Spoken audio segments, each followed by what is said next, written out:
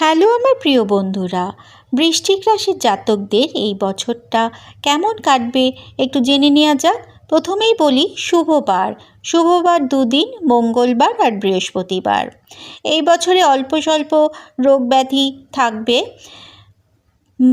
দাম্পত্যে অমিল হবে, আয় ভালোই হবে, বিদ্যাচর্চা এবছর সুফল লাভের যোগ আছে, চাকরি ক্ষেত্রে দায়িত্ব বাড়বে।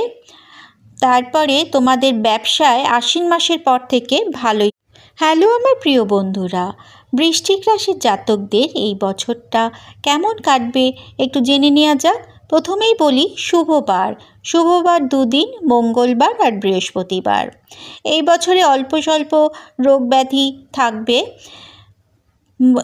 দাম্পত্যে অমিল হবে, আয় ভালোই হবে, বিদ্যাচর্চা এবছর সুফল লাভের যোগ আছে, চাকরি ক্ষেত্রে দায়িত্ব বাড়বে।